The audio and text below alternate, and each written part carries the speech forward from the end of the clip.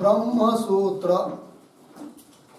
ब्रह्मसूत्र इस ग्रंथ में पेज नंबर 18 और 18 पेज के ऊपर से तीसरी लाइन कथम पुनः इत्यादि पंक्ति से बराबर। तो चलिए, तो पूर्व पक्षी आक्षेप कर रहा है कथम पुनः इत्यादि पंक्ति से। बात यह चल रही है कि अध्यास तो आत्मा में अर्थात ब्रह्म में समस्त भूत भौतिक प्रपंच और इस भूत भौतिक प्रपंच का कारणीभूत जो अज्ञान है, इन सब का अध्यास है, अर्थात ये सब मिथ्या है, कल्पित है। तभी तो ज्ञान से इन सब की निवृत्ति होती है। तब पूछा गया कि अध्यास किसको कहते हैं। तब अध्यास का लक्षण कल बताया था, स्मृति रूप परत्र पूर्व दृष्टावभास अध्यास। रज्जु के ऊपर प्रतीत होने वाला जो सर्प, उससे पर अन्य कौन? रज्जु। रज्जु के ऊपर प्रतीत होने वाला जो सर्प, उस सर्प से भिन्न कौन हुई? रज्जु। पर उसमें परत्र, उस रज्जु में जो पर का अर्थात रज्जु को छोड़कर पर दूसरा अन्य जो सर्प का उसका आभास, उसको कहते अध्यास। शुक्ति में रजत का अध्यास है, रज्जु में सर्प का अध्यास है। ठीक है, ये बात बताइए। तो अन्य में अन्य की प्रतीति, यह अध्यास है। अब अन्य में किसकी प्रतीति? तब बताया गया कि स्मृति रूप पूर्व दृष्ट की। तो पूर्व में जिसका अनुभव किया है उससे जन्य जो संस्कार और है कि नहीं, तो संस्कार से जैसी स्मृति होती है उसकी तरह यह भी अध्यास भी संस्कार से जन्य है, अर्थात अध्यास के लिए कारण संस्कार भी है। तो स्मृति रूप जो पूर्व दृष्ट उसकी प्रतीति अन्य में होती है, रज्जु में होती है, शुक्ति में होती है, रजत की या सर्प की प्रतीति, वही है अध्यास। इस बात को बताया। यह अनिर्वचनीय ख्याति है। किंतु अन्य कुछ लोग अन्य ही प्रकार से अध्यास का लक्षण करते हैं। तो उनमें से योगाचार मतलब जो बौद्ध के एक शिष्य है, योगाचार मतवादी कि जिन्होंने आत्मख्याति मानी है उनका, और अन्यथा ख्याति वाले जो नैयायिकादिक है तार्किक, उनका मत एक लक्षण करके बताया, अन्यत्र अन्य धर्माध्यास। उसी प्रकार यत्र यत अध्यास तद विवेक अग्रह निबंधन इत्यादि पंक्ति से भी अध्यास का लक्षण किया गया। वह लक्षण उनके मत में है जो लोग अख्याति मानते हैं, पूर्वमीमांसक, सांख्य इत्यादि। और यद अध्यास तस्यैव इत्यादि पंक्ति से भी कुछ लोगों ने अध्यास का लक्षण किया है। वो लक्षण क्या था कि इन्होंने कि जो शून्यवादी है, माध्यमिक मतानुयायी, उनके दृष्टि से। किंतु सर्वथापि इत्यादि पंक्ति से आचार्य भगवान ने कहा कि इन सभी लोगों ने जो भी अध्यास का लक्षण किया है, तो भले उनके मत में कोई अख्याति मंत्र कह रहा है, कोई अन्यथा ख्याति कह रहा है, और अधिष्ठान और आरोप्य इनका स्वरूप भी उनके मत में भिन्न भिन्न है, तो भी सभी के भ्रम के अंतर्गत एक सूत्र चलता है, वह है परत्र अवभास। अन्य में अन्य की प्रतीति, ये सब में है। इस बात को बताया था। किंतु अन्य लोगों के, उन लोगों के मत गलत है, खंडनीय है। आगे उसका खंडन होगा द्वितीय अध्याय में, किंतु थोड़े में कल बताया था। फिर बताया अनिर्वचनीय ख्याति। तो अनिर्वचनीय ख्याति के अनुसार अर्थात वेदांत मत के अनुसार लक्षण हुआ है अध्यास का स्मृति रूप परत्र पूर्व दृष्ट अवभास। तो उसके लिए उदाहरण दिया था, शुक्ति में रजत का अध्यास, एक चंद्र में दो पना का अध्यास, ये सब बताया था। ठीक है। अब वेदांत मत के अनुसार अनिर्वचनीय पदार्थ की उत्पत्ति और उस अनिर्वचनीय पदार्थ का ज्ञान किस प्रकार होता है, उसके थोड़े में प्रक्रिया यह होती है क्या कि जैसे अंतःकरण की वृत्ति चक्षुरादि इंद्रियों के द्वारा निकलकर बाह्य घटादि पदार्थों को देखने के लिए जाती है। समझ लीजिए बाह्य घट रखा है, अंतःकरण की वृत्ति चक्षु के द्वारा निकलकर घट तक जाती है और घट तक जाने के बाद वो घट के आकार की होती है और उस वृत्ति में जो चिदाभास है साक्षी वह उस घट का प्रकाशन करता है। ये बात हो गई। किंतु घट का प्रकाशन होने के पहले उस घट के ऊपर दो प्रकार का आवरण रहता है। एक आवरण होता है अंधकार का और एक आवरण होता है अज्ञान का। तो अंधकार का जो आवरण होता है उसका नाश होता है किससे? प्रकाश से, ठीक। और आवरण अज्ञान का जो आवरण है उसका नाश होता है वृत्ति से। तो दोनों प्रकार के आवरण का जब नाश हुआ तो निरावरण ऐसा जो घट उसका प्रकाशन करता है कौन? चिदाभास। ये बात ये होता है। तो बाह्य पदार्थ ज्ञान कैसा होता है इसकी ये प्रक्रिया हुई। अब होता क्या है, जैसे मंद अंधकार में पड़ी हुई है कौन? रज्जु। क्यों? कड़े धूप में पड़ी हुई है कौन? शुक्ति।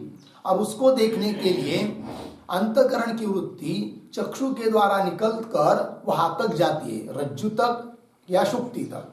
वहां जाने के बाद तो रज्जु तक गई, किंतु रज्जु के ऊपर दो आवरण होते हैं, अंधकार का और अज्ञान का। अब मंद अंधकार होने के कारण अर्थात जितना प्रकाश अंधकार का आवरण नष्ट करने के लिए चाहिए उतना प्रकाश वहां पर वृत्ति को सहायक नहीं है। थोड़ा प्रकाश है और कुछ अंधकार है, तो ऐसे समय पर अंधकार का आवरण पूरा नष्ट होता नहीं है। अतः वृत्ति भी उस रज्जु के ऊपर जो या रज्जुपय चैतन्य के ऊपर जो अज्ञान का आवरण है उसका नाश वृत्ति कर नहीं पाती, क्योंकि अंधकार का आवरण नष्ट नहीं हुआ फिर अज्ञान का भी आवरण नष्ट नहीं हो पाता है। किंतु थोड़ा सा अंधकार का अज्ञान का आवरण नष्ट हुआ है तभी तो कुछ है, इतना ज्ञान हो रहा है। मतलब रज्जु का सामान्य रूप से ज्ञान है और विशेष रूप से ज्ञान नहीं है। तो विशेष रूप से क्या है? अज्ञान है। तो सामान्य रूप से ज्ञान है, विशेष रूप से अज्ञान है। अब वो जो, क्योंकि रज्जु के दो अंश, सामान्य अंश कौन सा? इदम कुछ है, और विशेष अंश कौन? ये रज्जु ही है। रज्जुत्व विशिष्ट रज्जु, ये हुआ विशेष अंश।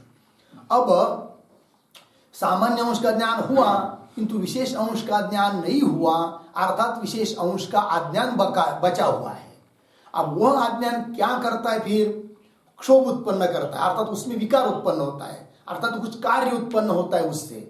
तो उस अज्ञान के तमोगुण से सर्प की उत्पत्ति होती है।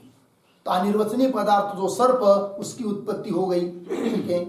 और उसी अविद्या का जो सत्वगुण है, अंतःकरण की वृत्ति वहां तक गई है, आवरण नष्ट नहीं कर पाई, तो अंतःकरण तो रज्जुपयी चैतन्याश्रित जो अज्ञान का आवरण है वह आवरण वृत्त्युपयी चैतन्याश्रित भी है, क्योंकि वृत्ति वहां तक गई है और वृत्त्युपयी चैतन्य और रज्जुपयी चैतन्य दो अलग रहे नहीं है।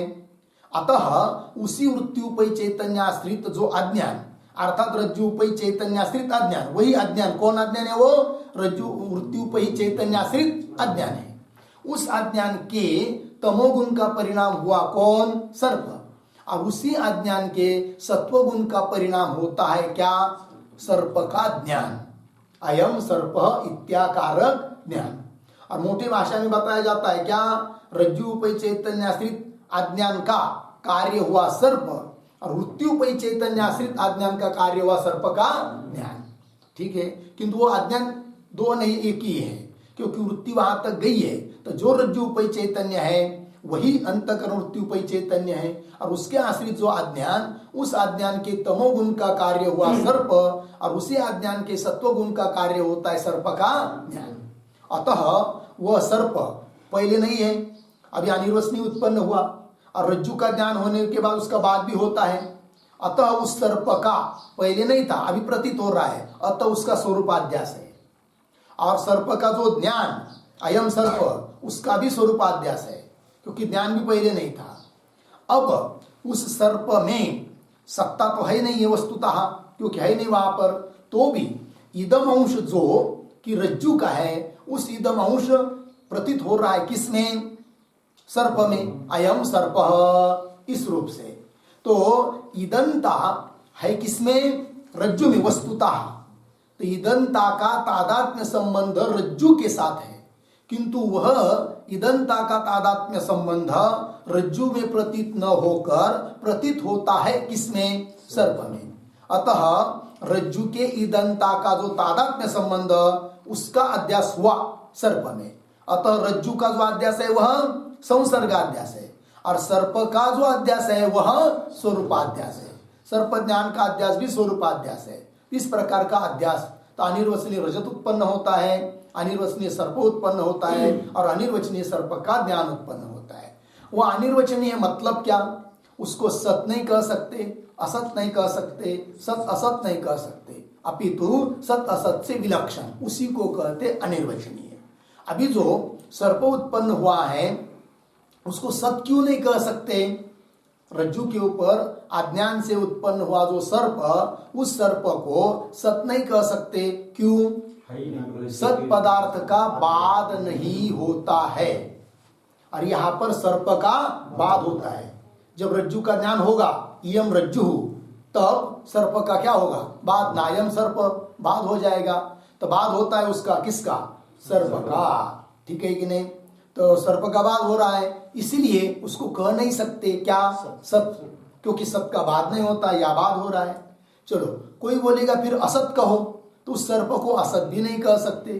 क्यों? असत जो पदार्थ होते हैं उनकी प्रतीति नहीं होती है। वंद्यपुत्र असत है, उसकी प्रतीति नहीं होती है, और यहाँ सर्प की प्रतीति होती है, अतः उसको असत भी नहीं कह सकते। फिर कोई कहेगा कि सत असत उभय रूप मान लो, तो उभय रूप भी नहीं मान सकते, क्योंकि सत और असत ये दो विरोधी धर्म है।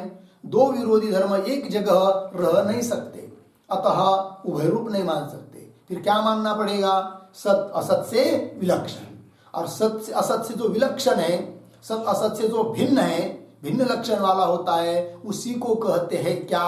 अनिर्वचनीय। उसी को कहते मिथ्या, उसी को कहते कल्पित। तो अनिर्वचनीय, मिथ्या, कल्पित, भ्रम, अध्यस्त, ये सब एक अर्थ के शब्द है। लग गया अर्थ जी? तो रज्जु के ऊपर सर्प अध्यस्त है, शुक्ति के ऊपर रजत अध्यस्त है। उसी प्रकार सच्चिदानंद घन अखंड एक रस ब्रह्म तत्व अपना स्वरूप आत्मा, उसके ऊपर ये समस्त जगत और जगत का व्यवहार और जगत का ज्ञान और इस जगत का कारण अज्ञान, ये सब के सब उस ब्रह्म में अर्थात अपने स्वरूप में ब्रह्म में अध्यस्त है। लग गया अर्थ? अब इस पर आक्षेप कर रहा है पूर्व पक्षी। क्या कहता है? कथम इत्यादि से। तो पूर्व पक्षी कहता है कि भाई शुक्ति के ऊपर रजत अध्यस्त है, कोई बात नहीं, हम मान लेते हैं, है कि नहीं? रज्जु के ऊपर सर्प अध्यस्त है, इस बात को भी हम मान लेते हैं, किंतु आत्मा के ऊपर जगत अध्यस्त है, ये बात हमको जच नहीं रही है, इसको हम मानने के लिए तैयार नहीं है। अर्थात आत्मा में अनात्मा का अध्यास कहना ठीक नहीं है। क्यों ठीक नहीं है? क्या कारण? तो उसका कारण भी बता रहा है कौन? पूर्व पक्षी। तो कथम इत्यादि से पूर्व पक्षी की पंक्ति चालू हो रही है। ठीक है, तो एक काम करेंगे, कथम पुनः इत्यादि पंक्ति है कि नहीं, उसके ऊपर पहले शीर्षक देंगे। शीर्षक दीजिए अथ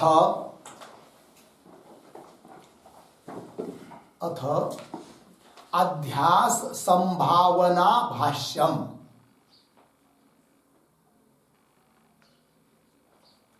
अध्यास संभावना भाष्यम।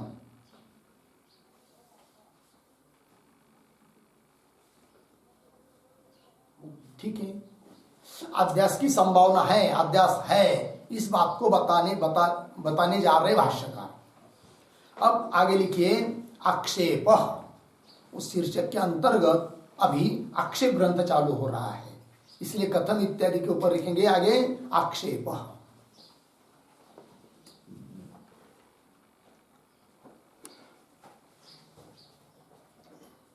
तो पंक्ति को पढ़ता हूं। कथम पुनः प्रत्यग आत्मनि अविषये अध्यास विषय तद्धर्माणाम।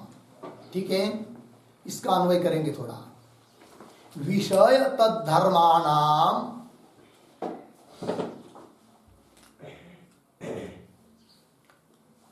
अविषये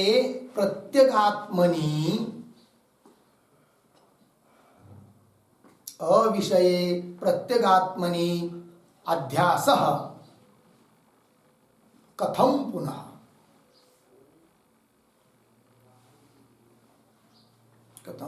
ठीक, पंक्ति अर्थ देखिए। तो पूर्व पक्षी कह रहा है कि विषय तद्धर्माणाम, विषय और विषयों के धर्म। तो विषय कौन भाई?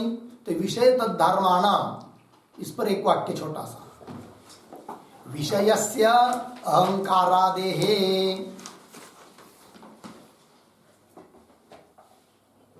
विषयस्य अहंकारादेहे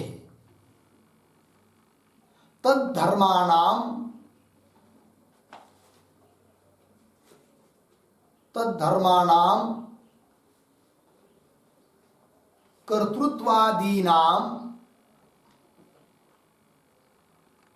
कर्तृत्वादीनां च अध्यासः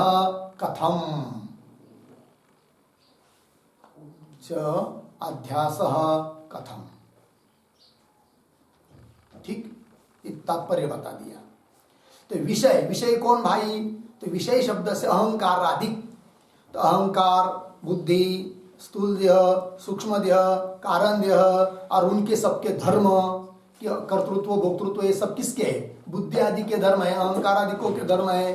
किंतु आत्मा समझता है स्वयं को मैं करता हूं, भोगता हूं। तो विषय और विषय के धर्मों का, विषय तद्धर्माणाम क्या जी?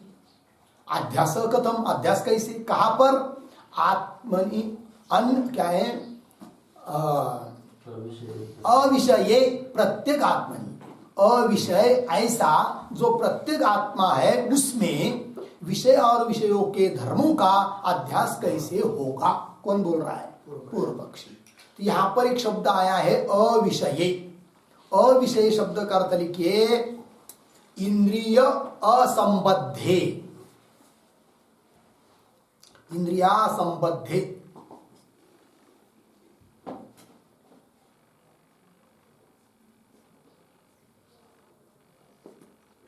ठीक, ये विशेषण है अविषय किसका? प्रत्येक आत्मा का। क्योंकि पूर्व पक्षी कह रहा है सिद्धांतियों को, हे सिद्धांती, प्रत्येक आत्मा अर्थात वही ब्रह्म आत्मा, उसमें आप अध्यास कर रहे हो किसका? विषय और विषय के धर्मों का, अहंकार आदिकों का। किंतु जिसमें अध्यास कर रहे वो प्रत्येक आत्मा कैसा है? बोलते जाओ। अविषय है वो प्रत्येक आत्मा। कैसा है? अविषय। अविषय मतलब कैसा है? इंद्रिय से संबद्ध नहीं है, इंद्रियों के द्वारा उसका प्रत्यक्ष होता नहीं है। तो इंद्रिय के द्वारा जिस आत्मा का प्रत्यक्ष नहीं होता है उस पर विषय और विषय के धर्मों का अध्यास कह रहे हो, ये कैसे संभव है? बोलेंगे क्यों नहीं संभव? सिद्धांती पूछेंगे। तो पूर्व पक्षी कहता है कि जहां भी कहीं अध्यास होता है वहां पर वही अध्यास होता है, वहां पर ही अध्यास होता है जो पदार्थ इंद्रिय से संबद्ध रहता है। जैसे शुक्ति के ऊपर रजत का अध्यास होता है तो शुक्ति इंद्रिय संबद्ध है अर्थात विषय है, अविषय नहीं है। रज्जु के ऊपर सर्प का अध्यास होता है तो रज्जु के ऊपर अध्यास हो रहा है, क्यों? रज्जु भी विषय है, विषय मतलब इंद्रिय संबद्ध है, अविषय नहीं है। और यहां पर तुम्हारा प्रत्येक आत्मा तो अविषय है, इंद्रियों का उसके साथ संबंध है नहीं है।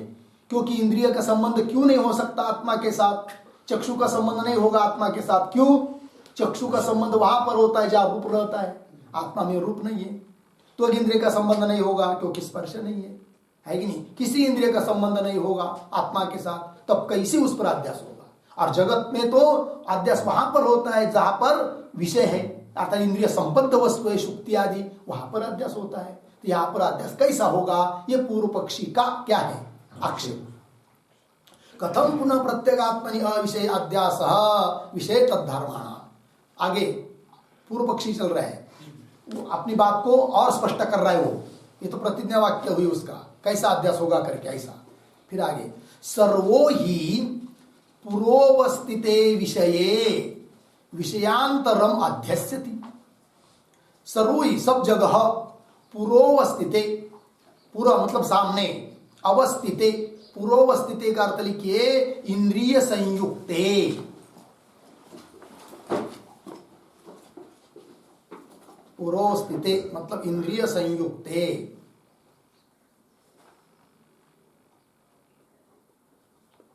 ठीक, अब देखिए सर्वोहि सब जगह पूर्व अवस्थित अर्थात इंद्रिय संयुक्ते विषये। पूर्व अवस्थित विषय है कि नहीं, विषय का विशेषण है कौन, अवस्थित, पूर्व अवस्थित मतलब इंद्रिय संयुक्त विषय। इंद्रिय से संयुक्त जो विषय रहेगा उसमें, शुक्ति में, रज्जु में, विषयांतरम, विषयांतरम अन्य विषय का, जैसे रजत का, सर्प का क्या होता है, अध्यास होता है, विषयांतरम अध्यस्यति। किंतु यहां पर तुम्हारा आत्मा जिसके ऊपर तुम जगत का अध्यास कर रहे हो वो आत्मा तो इंद्रिय संबद्ध नहीं है और किसी प्रत्यय का भी संबंध नहीं है, किसी ज्ञान का भी वो विषय नहीं है कि नहीं। जबकि शुक्ति रजत आदि विषय बन रहे हैं तो कैसा किसका विषय नहीं बनता है आत्मा, उसको कह रहे युष्मत् प्रत्ययापेतस्य च प्रत्यगात्मनः अविषयत्वं ब्रवीषि। पूर्व पक्षी की वाक्य यहां तक हुआ, ब्रवीषि तक। पूर्व पक्षी कह रहा है उस प्रत्येक आत्मा को तुम सिद्धांती लोग अविषय बोलते हो। कैसे अविषय, किसका अविषय, युष्मत् प्रत्यय अपेतस्य प्रत्येक आत्मन अविषयत्वं ब्रवीषि। तो प्रत्येक आत्मा जो है वह अविषय है, किसी इंद्रिय के द्वारा भी उसका प्रत्यक्ष नहीं होता है और युष्मत् प्रत्यय का भी वो विषय नहीं है। तो युष्मत् प्रत्यय अपेतस्य, इसका अर्थ लिखिए इदम प्रत्यय अनर्हस्य। युष्मत् प्रत्यय अपेतस्य, इस शब्द का अर्थ इदम प्रत्यय अनर्हस्य, प्रत्ययानर्हस्य संधि करके, इदम प्रत्यय अनर्हस्य मतलब इदम इस प्रतीति का लिए जो योग्य नहीं है। ठीक है, पीछे बताया था युष्मत् अस्मत्।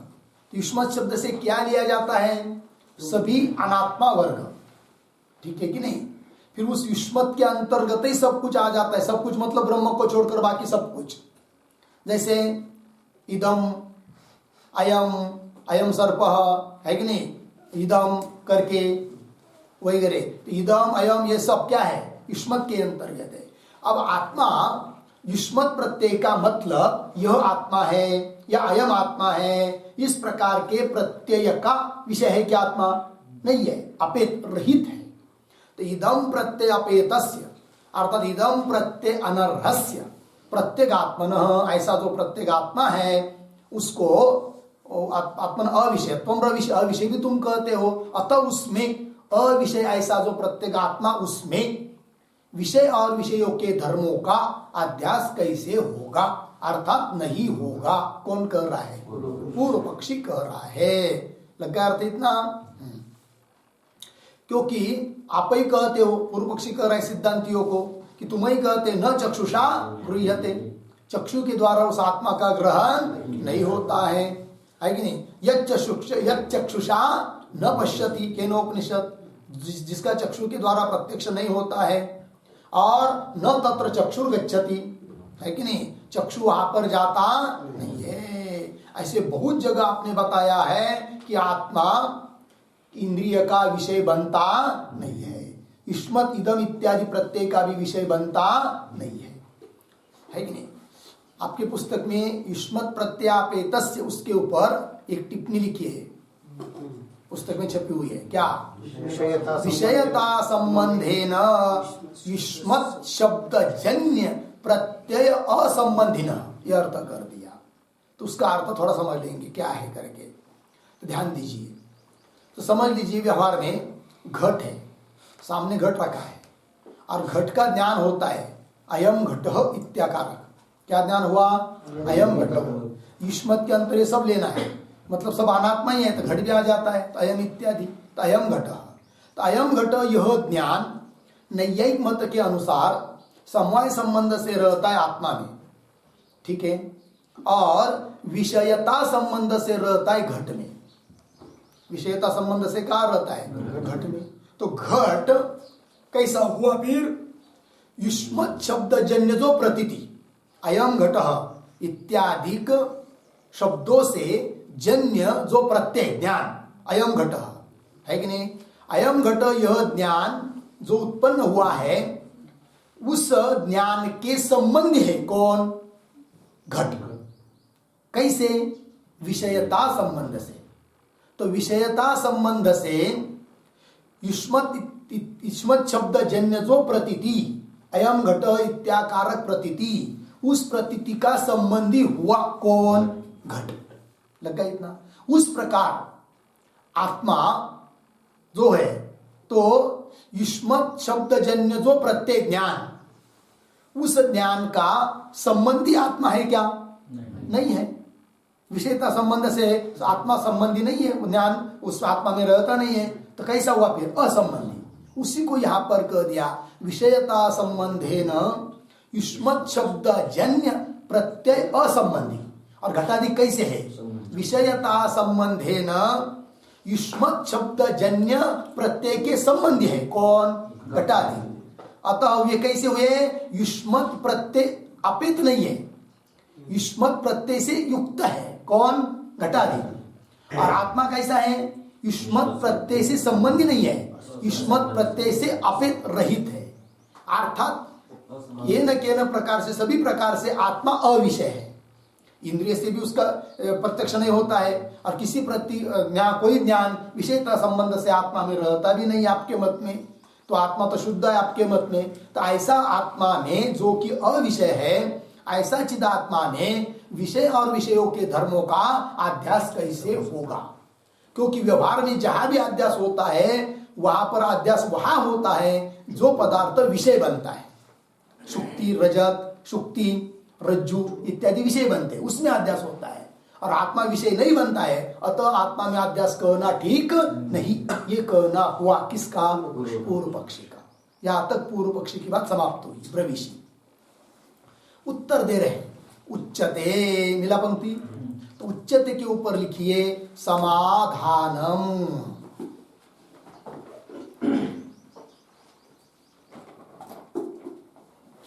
सिद्धांती उत्तर दे रहे समाधान। अब देखिए, उच्चते न तावत अयम एकांतेन अविषयः। क्यों? अस्मत् प्रत्यय विषयत्वात् अपरोक्षत्वाच्च प्रत्यगात्म प्रसिद्धे। सिद्धांति उत्तर दे रहे, ध्यान दीजिए। तो सिद्धांति कह रहे हैं पूर्व पक्षी को, हे पूर्व पक्षी, समझ लीजिए तुम्हारे कहने के अनुसार थोड़े देर के लिए मान भी ले। कौन सी बात? कि विषय में ही अध्यास होता है, अर्थात इंद्रिय संबद्ध पदार्थ में ही क्या होता है? अध्यास होता है।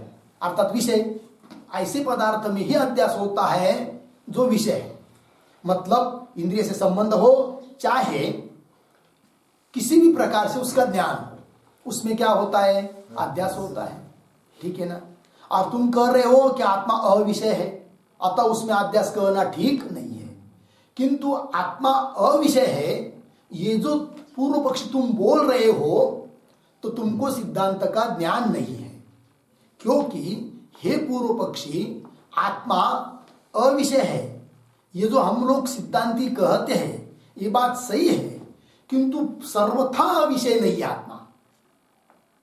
सर्वथा मतलब नियमेन, बिल्कुल किसी भी प्रकार से विषय होता ही नहीं, अविषय ही है, ऐसी बात नहीं है। हम नहीं कहते कि इंद्रिय के द्वारा उस विषय होता है, किंतु किसी भी प्रत्यय का विषय बनता ही नहीं है, ये बात नहीं। विषय बनता है, अतः उसमें अध्यास होने के लिए कोई दिक्कत नहीं। तब पूर्व पक्षी पूछेगा किसका विषय बनता है तुम्हारा आत्मा? तब सिद्धांती कर रहे, भले युष्मत् प्रत्यय का विषय नहीं है कौन? आत्मा, किंतु अस्मत् प्रत्यय का विषय है, तो विषय तो बन ही गया, अतः उसमें अध्यास होने में क्या दिक्कत है?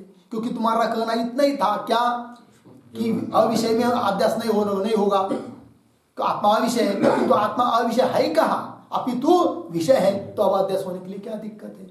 और अस्मत् प्रत्यय मतलब अहम इस प्रतीति का विषय है कि नहीं? आत्मा व्यवहार में भी अहम गच्छामि, अहम करके प्रयोग हो रहा है। भले अनात्मा को मिलाकर आत्मा को लिया जा रहा है, किंतु किसी भी तरह हो आत्मा तो अस्मत् प्रत्यय का विषय तो बन ही रहा है, तो विषय हो रहा है तो उसमें अध्यास होने में कोई दिक्कत नहीं। ये उत्तर दे रहे कौन? सिद्धांति। पंक्ति देखिए, न तावत अयम आत्मा एकांतेन अविषय, अयम एकांतेन अविषय न।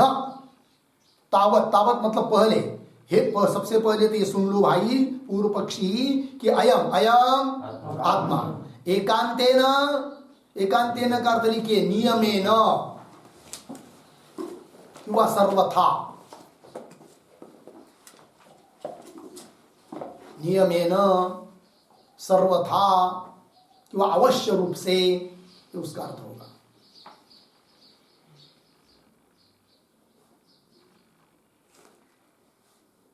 ठीक, अब देखिए अर्थ, न तावत अयम एकांतेन अविषय न, अविषय नहीं है। बोलेंगे फिर किसका विषय है आत्मा? तो बता रहे अस्मत् प्रत्यय विषयत्वात्, अस्मत् प्रत्यय का विषय है कौन? आत्मा। और दूसरी बात अपरोक्षत्वाच्च, और अपरोक्ष है इसलिए भी वो स्वयं प्रकाशित है कि नहीं? अपरोक्षत्वाच्च, अपरोक्षत्वात् इसका अर्थ लिखे स्वयं प्रकाशत्वात्।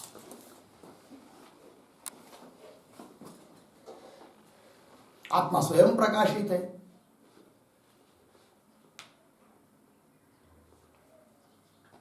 अब आत्मा कैसा स्वयं प्रकाशित है, इस बात का स्पष्टीकरण कर रहे अगले पद से।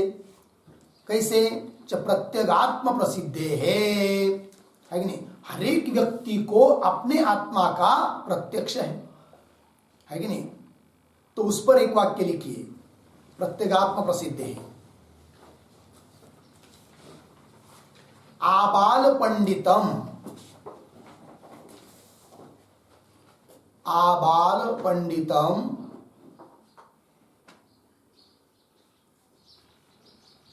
आत्मनः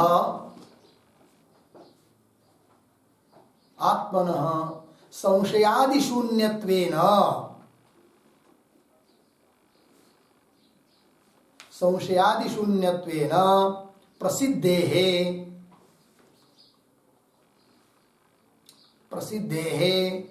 स्वप्रकाशत्वम्।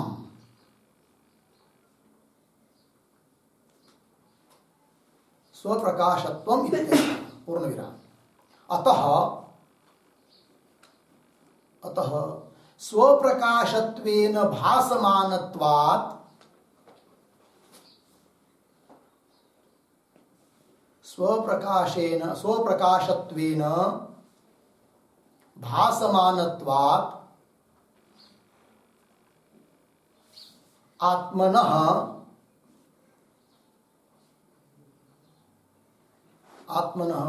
अध्यासाधिष्ठानत्वम्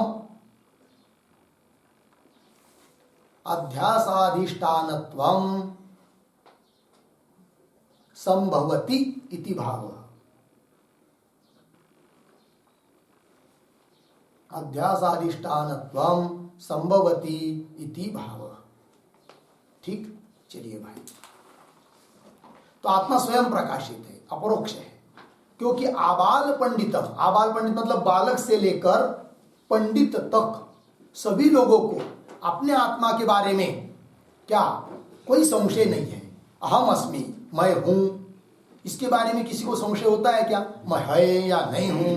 कुछ भी नहीं है कि नहीं? तो आत्मन संशयादि शून्यत्वेन प्रसिद्ध है, इसलिए आत्मा स्वयं प्रकाशित है। ठीक है, अतः स्वयं स्वप्रकाशत्वेन भासमानत्व, स्वप्रकाश रूप से आत्मा भाषित होने के कारण आत्मा अध्यास का अधिष्ठान होने में कोई दिक्कत नहीं है। क्योंकि पूर्व पक्षी ने क्या कहा था कि अविषय है, अविषय कहा है आत्मा। एक तो अस्मत् प्रत्यय का विषय है, दूसरी बात अपरोक्ष है, स्वयं प्रकाशित है। स्वयं प्रकाशित है, उसको प्रकाशित करने के लिए किसी की जरूरत नहीं है, और वो सबके लिए प्रत्यक्ष है। अतः उसमें अध्यास होने में कोई दिक्कत नहीं है। क्योंकि सर्वथा अविषय नहीं है। कौन? आत्मा। एक बात हो गई। और श्रुति भी कहती है कि आत्मा स्वयं प्रकाशित है करके। क्या कहती है श्रुति? तो कहा है तमेव भान्तम अनुभाति सर्वम तस्य भाषा सर्वमिदं विभाति। वो ज्ञान स्वरूप आत्मा है, उसी का अनुसरण करने वाले सब पदार्थ प्रकाशित होने वाले पदार्थ है कि नहीं? तस्य भाषा सर्वमिदं विभाति। उस आत्मा के प्रकाशित होने से ही सब प्रकाशित होता है। लग गया? और यह सब कुछ उसी के प्रकाश से प्रकाशवान है, आत्मा के प्रकाश से प्रकाशित है। ये बात और भी बताया गया है। न तद्भासयते सूर्यो न शशांको न पावकः। ऐसा गीता में भी कहा है कि स्वयं प्रकाश है कि नहीं? आत्मा है। न तद्भासयते सूर्य, सूर्य तद न भासयते। सूर्य उस आत्मा को प्रकाशित नहीं करता है।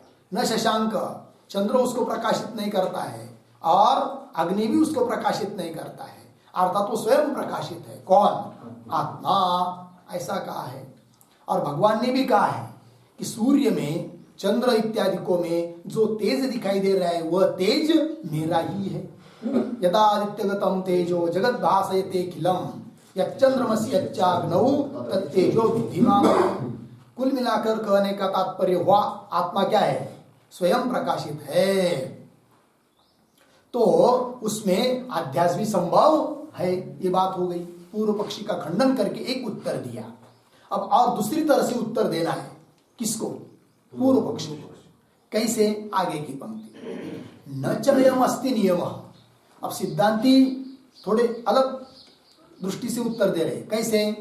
पहले क्या उत्तर दिया कि आत्मा को, हे पूर्व पक्षी, तुम आत्मा को अविषय कह रहे हो, यही तुम्हारा कहना गलत है, क्योंकि आत्मा सर्वथा अविषय नहीं है, विषय है। तो किसका विषय, कैसा विषय बता दिया, अतः उसमें अध्यास होने में कोई दिक्कत नहीं। एक बात उत्तर हो गई। दूसरी बात कि पूर्व पक्ष ने जो ये बात कही थी, क्या है कि सर्वो ही पूर्वावस्थिति विषय विषयांतर मध्यस्यति। सब जगह पूर्व अवस्थित विषय में ही क्या होता है? अध्यास होता है। किंतु ऐसा भी कुछ नियम नहीं है कि सामने इंद्रिय संबद्ध वस्तु रहेगी तो तब ही उसमें अध्यास होगा, ऐसी कोई बात नहीं है कि नहीं? तो अविषय मतलब विषय न रहने पर भी, इंद्रिय संबद्ध न रहने पर भी अध्यास हो सकता है। ऐसा भी उदाहरण हम आपको दिखा देते हैं। अतः आत्मा भले अविषय मान भी लो, इंद्रिय संबद्ध नहीं है, तो भी उसमें अध्यास होने में कोई दिक्कत नहीं है। तो बोलेंगे, पूर्व पक्षी बोलेगा दिखाओ उदाहरण, कि ऐसा कौन सा उदाहरण है आपके पास कि जहां अधिष्ठान पूर्वावस्थित नहीं है, इंद्रिय संबद्ध नहीं है और अध्यास हो रहा है। उदाहरण दिखाओ। तो दिखा रहे सिद्धांती क्या? न च अयम अस्ति नियमः च अयम नियमः न अस्ति। यह कोई नियम नहीं है। कौन सा? आगे दे रहे हैं कि पूर्वावस्थिते एव विषये विषयांतरम अध्यसितव्यम इति। ऐसा कोई नियम नहीं है। क्या है? पूर्वावस्थिति, पूर्वावस्थिति मतलब इंद्रिय संबद्ध, ऐसा जो सामने वाला पदार्थ, उसमें ही अन्य विषय का अध्यास होना चाहिए, ऐसा कोई नियम नहीं है। पंक्ति देखिए, पूर्वावस्थिति एवं विषये विषयांतरम है कि नहीं? सर्प वगैरह विषयांतरम अध्यसितव्यम, उसका अध्यास होना चाहिए इति कोई नियम ऐसा नहीं है। लग गए पंक्ति? कैसे? तो उदाहरण दिखा रहे हैं। अप्रत्यक्षे अपि ही आकाशे बाला तलमलिनतादि अध्यस्यन्ति। उदाहरण दिया। तो अप्रत्यक्षे अपि आकाशे ही, आकाशे ही, अप्रत्यक्षे अपि आकाशे ही यस्मात् कारणात्, क्योंकि अप्रत्यक्ष से आकाश में, तो आकाश पूर्वावस्थित है क्या? पूर्वावस्थित मतलब इंद्रिय संबद्ध। तो आकाश इंद्रिय संबद्ध है क्या? नहीं है, अर्थात अप्रत्यक्ष है। तो देखिए, अप्रत्यक्षे अपि, अप्रत्यक्ष अपि मिला शब्द, उसका अर्थ लिखिए इंद्रिय अग्राह्ये अपि। अप्रत्यक्षे अपि का अर्थ इंद्रिय अग्राह्ये अपि।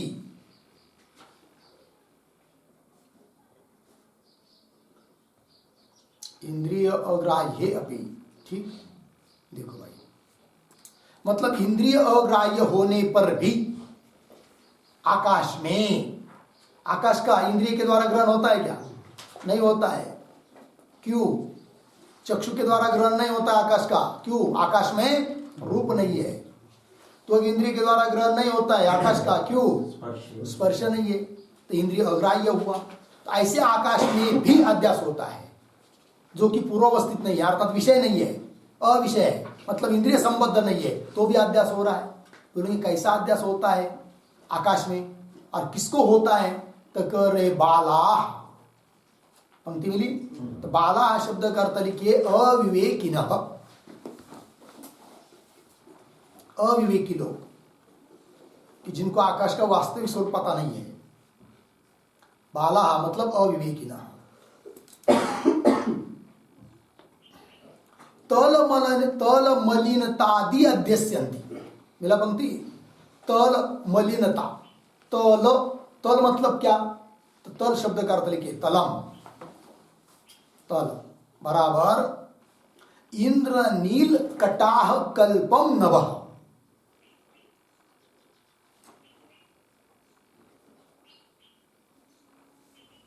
इंद्र नील कटाह कल्पम नभः।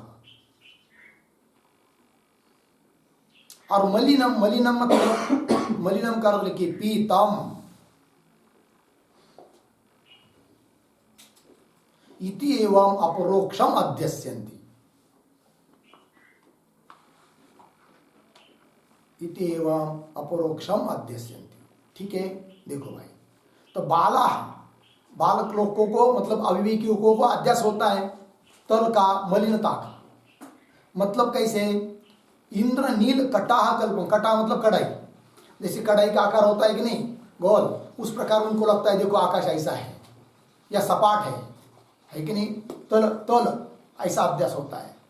और मलिनता दी मतलब पीला है अथवा धुएं की कलर का है कि नहीं, ऐसा अध्यास होता है। कलर मानते हैं उसको, रंग मानते हैं बालक अविवेकी लोग, मानते हैं कि नहीं कि आकाश का रंग कैसे है, देखो देखो सफेद या पीला या नीला जैसा भी हो, मतलब अध्यास हो रहा है उसको। ठीक, तो तल मलिनतादि अध्यस्यन्ति, इतना लगा।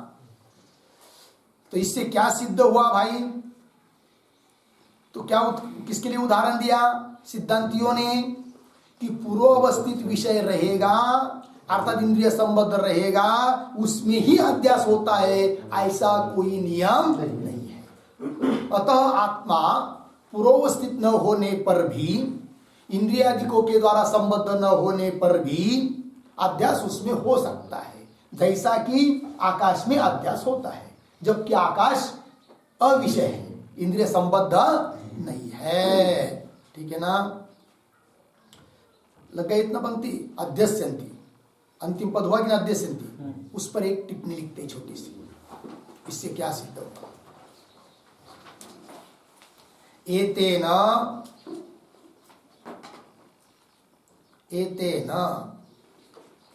आत्मानात्मनोः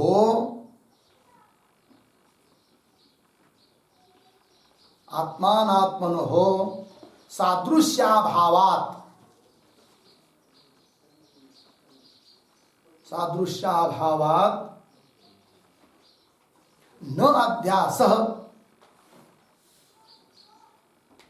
न अध्यास इति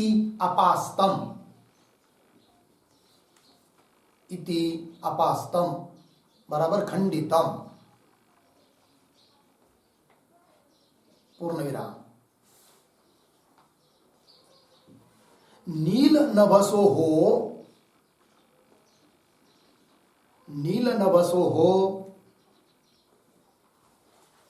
सादृश्याभावे अपि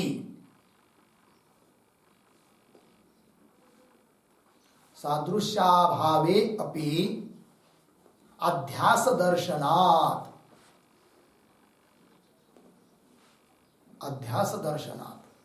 ठीक, देखो भाई, तो यहां तक के कहने से क्या सिद्ध हुआ? तो येते न आत्मनात्मनो, पीछे कहा था कि नहीं सादृश्य चाहिए अध्यास के लिए, तभी अध्यास होगा, किंतु सादृश्य रहेगा तभी अध्यास होगा, ये भी कोई बात नहीं है। सादृश्य के बिना भी अध्यास होता है। तो वही बताया, ये तेना आत्मानात्मन, आत्मा और अनात्मा इनमें कोई सादृश्य नहीं है, सादृश्य का अभाव है, तो अध्यास नहीं होना चाहिए, ये खंडित हुआ।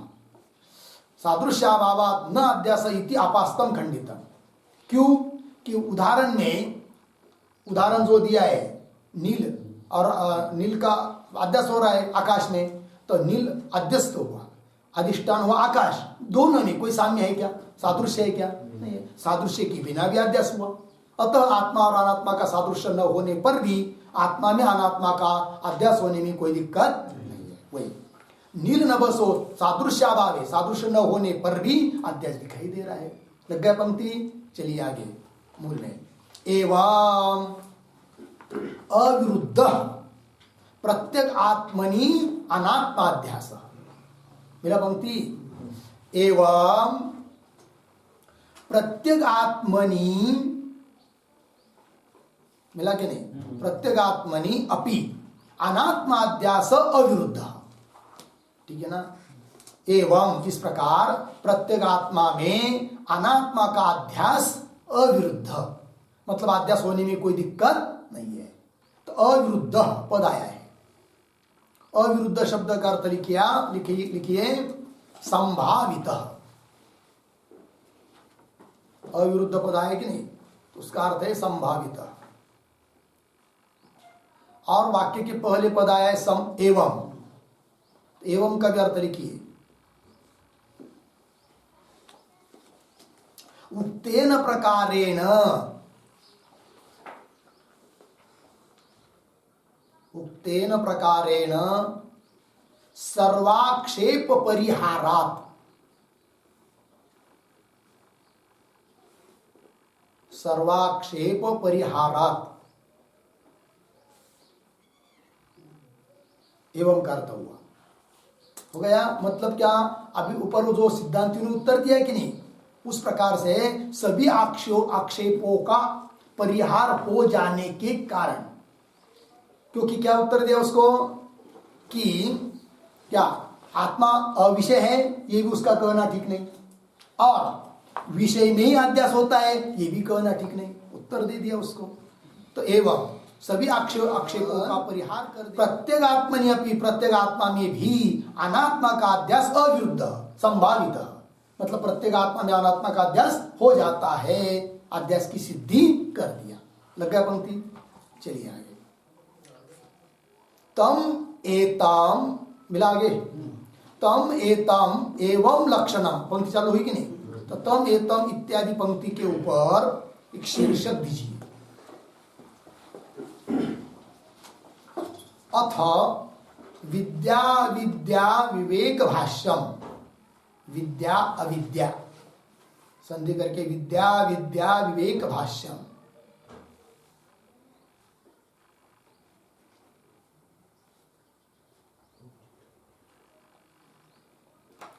विद्या विद्या विवेक भाष्यम हो गया। चलिए, अब विद्या किसको कहते हैं, अविद्या किसको कहते हैं, ये प्रसंग प्राप्त है, तो उसको बता रहे हैं। तम एतम एवं लक्षणम अध्यासम पंडिताः अविद्या इति मन्यन्ते, पहला पंक्ति यह अविद्या हुई। और तद विवेकेन च वस्तु स्वरूपावधारणम विद्याम आहु, तो विद्या क्या है वो भी बताया। तो देखिए पंक्ति के बाद तम एतम, ये पद आया है, और उसके आगे आया एवं लक्षण, तो उसमें से तम एतम मतलब क्या, तो तम एतम का अर्थ लिखिए, तम एतम बराबर आक्षिप्तम समाहितम, आक्षिप्तम समाहितम,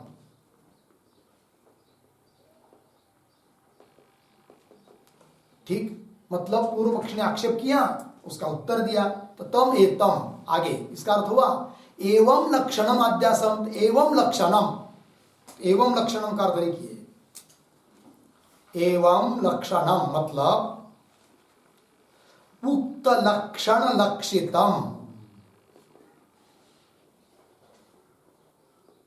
उक्त लक्षण लक्षितम अध्यासम अध्यासम अविद्या कार्यत्वात्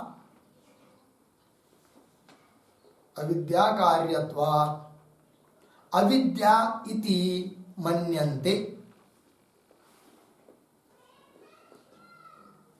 अविद्या इति मन्यन्ते।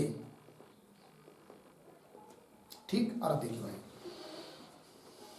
एवं लक्षण मतलब उक्त लक्षण लक्षितम, पीछे जो अध्यास का लक्षण किया है उस लक्षण का जो लक्षित कौन अध्यास, उस अध्यास को ही अविद्या बोलते हैं। क्यों? अविद्या का कार्य होने के कारण, कार्य कारण का अभेद होता है।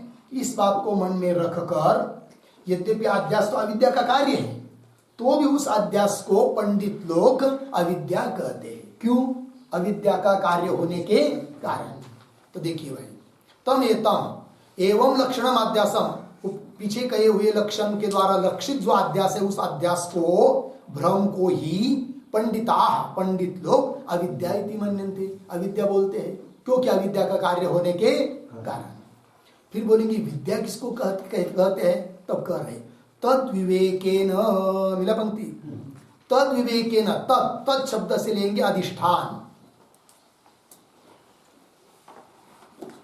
तद मतलब अधिष्ठान, तद विवेकेन अधिष्ठान विवेकेन, विवेक मतलब ज्ञान।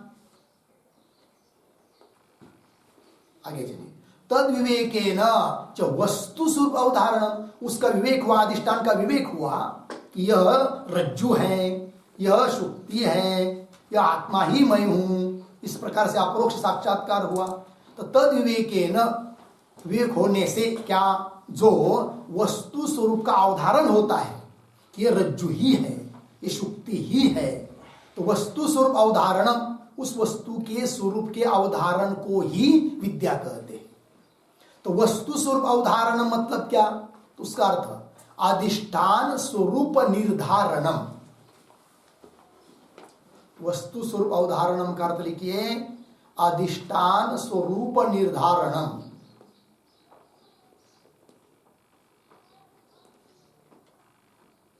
मतलब उस अधिष्ठान के स्वरूप का निर्धारण हुआ, इदम इत्थम रूप से निश्चय हुआ, उसी का नाम है क्या, विद्या। तो अविद्या भी बताई, विद्या भी बताई, तो विद्या अहो। लग गया पंक्ति, आगे चलिए। तत्र एवं, मिला यहां तक हुआ कि नहीं, आगे तत्र एवं सती, एवं सती के बाद अर्धविराम, तत्र एवं सती यत्र यद अध्यासः तत्कृतेन दोषेन गुणेन वा अनुमात्रेण अपि सह न संबध्यते। मिला पंक्ति। तत्र एवं सती, तत्र एवं सती मतलब क्या, तो तत्र एवं सती का अर्थ लिखिए तस्मिन् अध्यासे, तत्र का अर्थ हुआ तस्मिन्, तस्मिन् अध्यासे उक्त न्यायेन,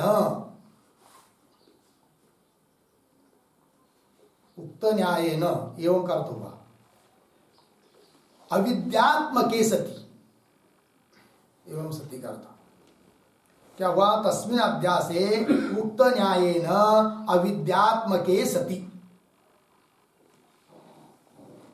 यह अर्थ हुआ तत्र एवं सति का।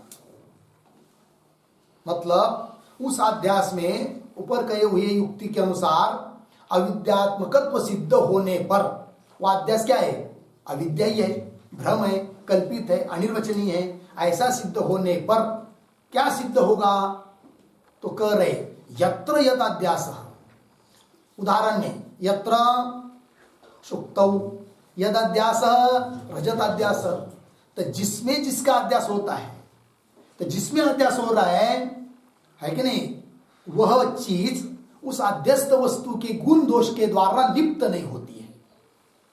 शुक्ति के ऊपर रजत का अध्यास हुआ, तो अरे भाई 4 दिन से मुझे शुक्ति के ऊपर रजत का अध्यास हो रहा है। अब रजत का भाव समझ लीजिए क्या है, 10,000 रुपया, कल्पना कर लीजिए, हमको पता नहीं क्या भाव है कि नहीं। तो अभी शुक्ति के ऊपर 4 दिन से अध्यास हो रहा है, तो कम से कम नहीं 10,000 तो 5,000 तो मिल जाए इसकी, क्योंकि 4 दिन से अध्यास हो रहा है। तो ऐसा होता है क्या? नहीं होता है। मतलब अध्यस्त वस्तु के गुण या अध्यस्त वस्तु के दोष उससे लिप्त नहीं होता है। कौन? अधिष्ठान।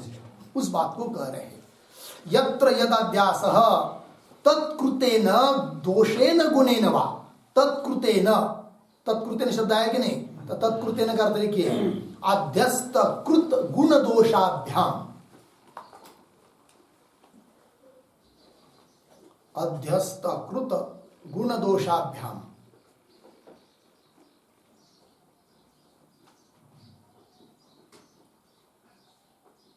ठीक है, अध्यस्त पदार्थ के द्वारा किए जाने वाले गुण या दोष, उससे, दोषों से। तो वही कह रहे हैं आगे, तत्कृतेन दोषेन गुणेन वा अनुमात्रेण अपि किंचित भी अल्प भी अनुमात्रेण अपि सह न संबध्यते। सह अधिष्ठानम न संबध्यते। सह का अर्थ क्या? अधिष्ठान संबद्ध नहीं होता है। रज्जु के ऊपर सर्प का अध्यास हुआ तो रज्जु विषुप्त हो जाती है क्या? नहीं होती है। इस प्रकार, उस प्रकार अपने स्वरूप ब्रह्म चैतन्य के ऊपर समस्त जगत का अध्यास हो रहा है कि नहीं? तो अध्यस्त इस जगत के कदाचित कुछ गुण या कुछ दोष भी होंगे, तो उससे लिप्त नहीं होता है। कौन? अधिष्ठान रूप अपना स्वरूप आत्मा। लग गया अर्थ? तो वही हुआ, यत्र यदध्यास तत्कृतेन दोषेन गुणेन वा अनुमात्रेण अपि सह न संबध्यते। लग गया इतना?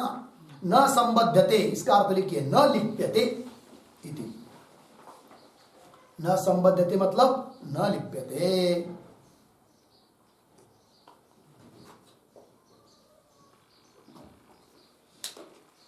ठीक है, अब आगे चलेंगे। अब प्रश्न होगा, ठीक है, आत्मा के ऊपर ये समस्त जगत अध्यस्त है, तो रहने दो, उससे क्या? तो बोल रहे कि जगत में जो भी कुछ व्यवहार चल रहा है, जो भी कुछ घट रहा है, वो सब अध्यास मूलक ही है। इस बात को कहने जा रहे आगे की पंक्ति में। तो आगे की पंक्ति है, तम एतम अविद्याख्यम, मिला? तम एतम अविद्याख्यम इत्यादि पंक्ति के ऊपर शीर्षक दीजिए।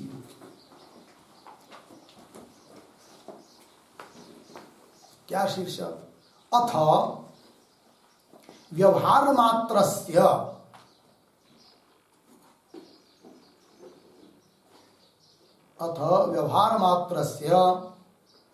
अविद्यकत्व प्रतिपादकम, अविद्यकत्व प्रतिपादकम,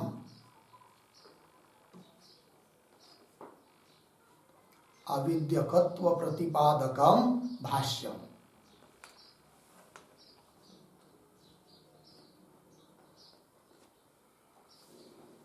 ठीक है, यावत व्यवहार अविद्या मतलब अविद्या का कार्य ही है, इस बात को कहने वाला भाष्य आ रहा है।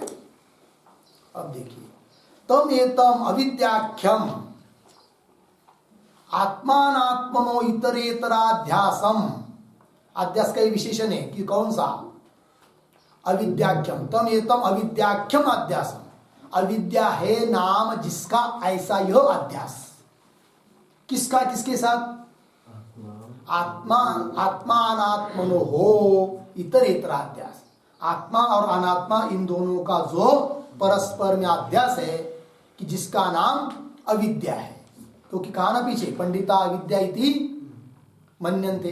तो देखिए, अविद्याख्यम आत्मानात्मनो इतरेतराध्यासम पुरस्कृत्य सर्वे प्रमाण प्रमेय व्यवहाराः लौकिकाः वैदिकाश्च प्रवृत्ताः सर्वाणि च शास्त्राणि विधि प्रतिषेध मोक्ष पराणि। यहां तक वाक्य पूरा हुआ। ठीक है, तो सभी प्रमाण प्रमेय व्यवहार, चाहे वो लौकिक व्यवहार हो चाहे वैदिक व्यवहार हो, वैदिक है कि नहीं, और सभी शास्त्र, चाहे विधि परक शास्त्र हो, प्रतिषेध परक शास्त्र हो, मोक्ष परक शास्त्र हो, ये सभी किसको निमित्त लेकर चल रहे हैं? उस अध्यास के निमित्त से ही हो रहे हैं। पंक्ति पुनः देखिए, तम एतम अविद्याख्यम आत्मात्मनो इतरेतराध्यासम पुरस्कृत्य। पुरस्कृत्य शब्द का अर्थ लिखिए निमित्तीकृत्य।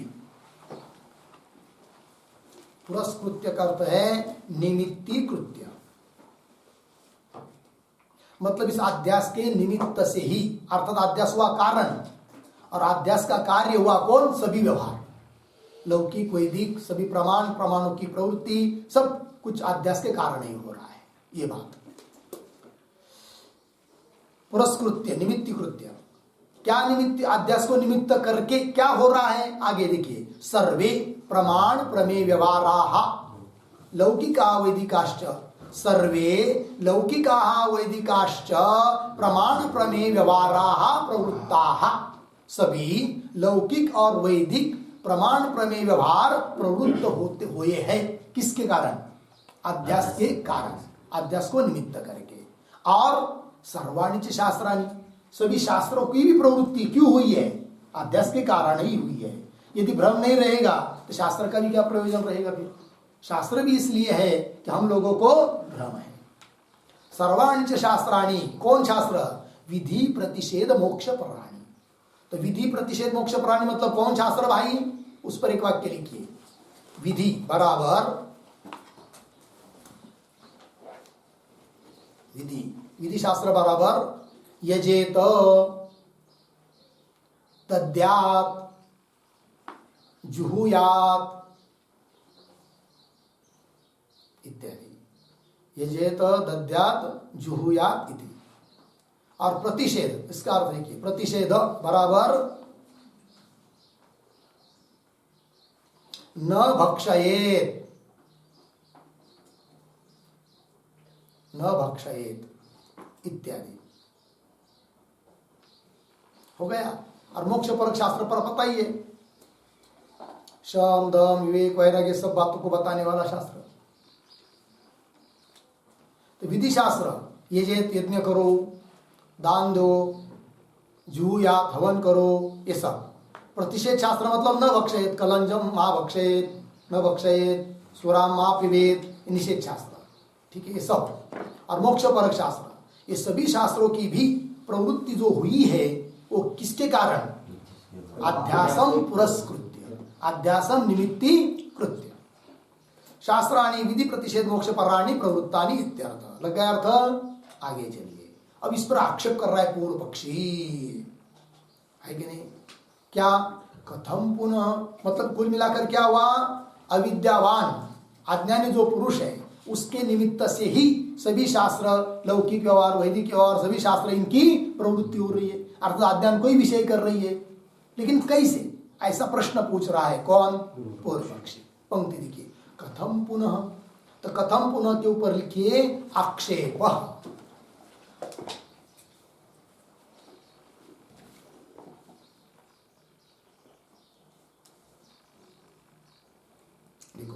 कथम पुनः अविद्यावत विषयानि प्रत्यक्षादीनि प्रमाणानि शास्त्राणि च इति। ठीक है ना?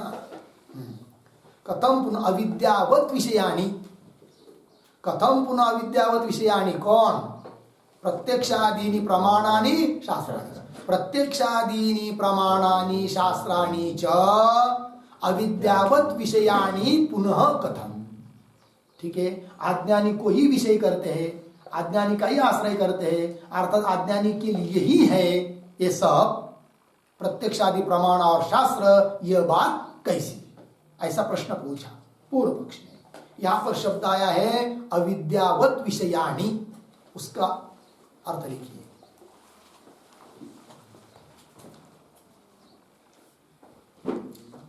लिखिए, अविद्यावान अहम, अविद्यावान अहम इति अध्यासवान आत्मा, अध्यासवान आत्मा बराबर प्रमाता। अर्धविराम सह विषय, सह विषय बराबर आश्रय, आश्रय येषाम येषाम तानि अविद्यावत् विषयाणि इति, तानि अविद्यावत् विषयाणि इति।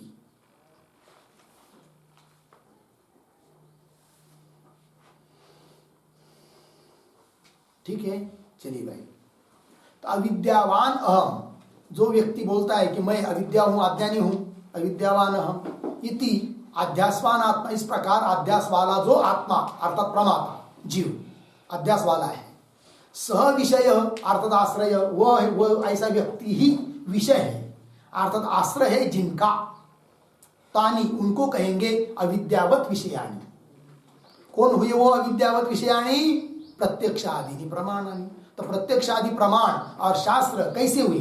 अविद्यावत मतलब अविद्यावान अज्ञानी व्यक्ति ही है विषय उनका, प्रत्यक्षादि प्रमाणों का और शास्त्रों का भी, अर्थात सभी शास्त्र और सभी प्रमाण प्रवृत्त हो रहे किसके लिए? अज्ञानी के लिए। लेकिन कैसे, ये प्रश्न है पूर्व पक्षी का। कथम विद्यावत विषयानि प्रत्यक्षादीनि प्रमाणानि शास्त्राणि च इति, लग गया। अब उसको उत्तर दे रहे हैं सिद्धांती, किंतु उत्तर थोड़ा बड़ा है तो उसका विचार हम लोग कल करेंगे। ओम पूर्णमदः पूर्णमिदं पूर्णात् पूर्णमुदच्यते पूर्णस्य पूर्णमादाय पूर्णमेवा